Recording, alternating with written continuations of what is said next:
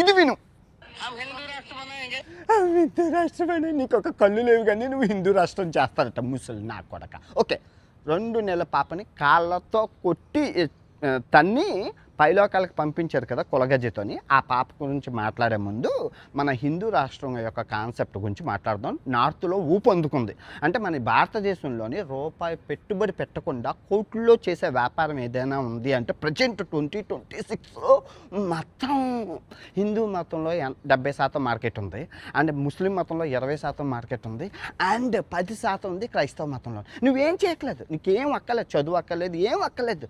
కాషాయం వస్త్రం కప్పుకో, నీకు నోటుకు వచ్చినట్లు వాగు, క్యాప్ పెట్టుకో, నీకు నోటుకు వచ్చినట్లు ఇస్లాం మతం నోటుకు వచ్చి, ఇంకా మా చర్చి ఫాదర్ హల్లెలూయా అని చెప్పి నీకు నోటుకు వచ్చి, అంటే మతం మత్తులో నువ్వు ఏం చేసినా మా డబ్బులు పైకు డబ్బులు.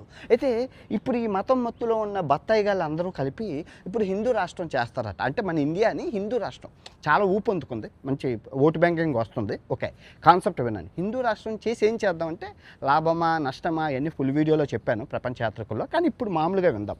హిందూ రాష్ట్రం అంటే ఇప్పుడు మన ఇండియాలోని ఈ ముస్లిమ్స్ ఉన్నారు కదా, 20% ముస్లిమ్స్, వాళ్ళు బంగ్లాదేశ్ పాకిస్తాన్ పంపించేస్తాం. నెక్స్ట్ ఈ క్రిస్టియన్స్ని యూరోప్ దేశాలకు పంపించేస్తాం, అయిపోయింది. ఇప్పుడు హిందువులు ఉంటాం. హిందువులు ఉన్నాక ఎస్సీ ఎస్టీ ఓబీసీ, అరే రండి, మీరు మా బానిసలు రా, మా ఊడికి ఎవరు చేస్తారా, రండి. మరి రాజ్యాంగం ఇంక పోతుంది, రాజ్యాంగం రాసింది వాళ్ళ కోసం కదా. రాజ్యాంగం పక్కన పెట్టేసి రండి, మీరు బట్టలు ఇప్పేసి ఆకులు ఇస్తాం, ఆకులు ముందు వెనకాతలో కట్టుకొని మీరు ఊడిగం చెయ్యాలి అంటారు. అవునా, ఊడిగం స్టార్ట్ చేస్తారు. మీరు బుర్రతో కాకుండా మానవత్వంతో ఆలోచించండి. ఇప్పుడు 2026 నిన్న చైనా రోబోట్లు చేసి ఏఐతో ముందుకెళ్తుంటే అన్ని దేశాలు, మీరు జస్ట్ 100 సంవత్సరాలు ముందుకెళ్ళి చూడండి, మానవత్వంతో చూడండి, మతంతో కాదు, కులంతో కాదు, ముందుకెళ్ళి చూడండి. 200 సంవత్సరాల క్రితం ముందుకెళ్ళి చూడండి. దరిద్రంగా ఈ మతము ఈ కులం ఈ రెండు భారతదేశాన్ని నాశనం చేసిన రోజులు, మానవత్వం లేని రోజులు, మనుషుల్ని విపరీతంగా చిత్రహింసలు పెట్టేవారు.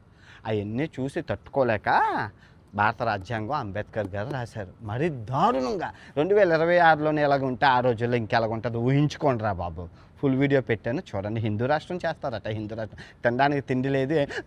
బంగ్లాదేశ్లో హిందువులు చచ్చిపోతున్నారంట, పాకిస్తాన్లో హిందువులు ఈ యాక్టింగ్ ఎంత చేశారంటే మరి ఇప్పుడు చచ్చిపోతుంది అంతా. రేపులు నిన్న 7 ఏళ్ళ అమ్మాయిని రేపు చేసేసి డ్రమ్ములు వేస్తాడు ఆడు.